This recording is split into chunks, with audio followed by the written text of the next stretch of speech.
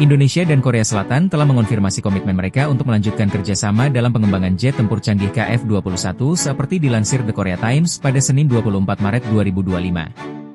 Pertemuan tingkat tinggi antara pejabat pertahanan kedua negara di Jakarta menjadi langkah penting dalam normalisasi hubungan bilateral yang sempat mengalami ketegangan. Wakil Menteri Pertahanan Indonesia, Doni Hermawan Taufanto, bertemu dengan Menteri Administrasi Program Akuisisi Pertahanan Korea Selatan, DAPA, Seok Jonggan, pada Jumat lalu untuk membahas proyek bersama tersebut dan agenda kerja sama pertahanan lainnya. Setelah menghadapi berbagai tantangan, termasuk penundaan pembayaran dari pihak Indonesia, pemerintah Korea Selatan telah menyetujui penyesuaian kontribusi finansial Indonesia. Kontribusi Indonesia ini dikurangi dari 1,6 triliun won menjadi 600 miliar won untuk proyek senilai total 8,1 triliun won yang diluncurkan pada 2015. Hubungan kedua negara dalam proyek ini sempat mengalami ketegangan akibat dugaan kebocoran teknologi yang melibatkan tim insinyur Indonesia yang bekerja di Korea. Namun, pertemuan terbaru ini dianggap sebagai momen penting untuk menormalkan kembali hubungan bilateral di bidang pertahanan.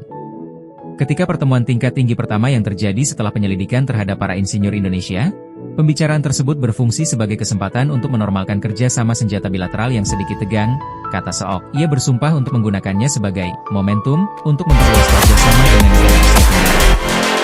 Sementara itu, Taufanto menekankan keunggulan produk pertahanan Korea dengan menyatakan bahwa Indonesia setia dalam memenuhi kontrak. Dia dikutip menyoroti daya saing peralatan senjata Korea, seperti pesawat KT-1 dan T-50, dan menekankan bahwa negara itu setia melakukan kontrak dan mempertahankan hubungan kerjasama di berbagai bidang, menurut DAPA. Proyek KF-21 diharapkan akan menghasilkan pesawat tempur supersonik canggih pada 2026.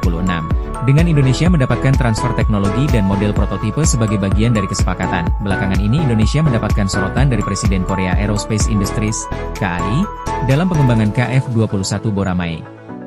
Menurut keterangan Korea Herald, pada 22 Mei 2025, dalam artikel berjudul, Kerja sama Indonesia dan KF-21 Boramae penting bagi pasar Asia Tenggara.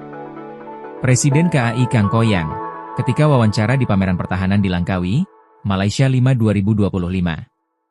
Ia mengomentari soal keterlibatan Indonesia dalam proyek KF-21 Boramae.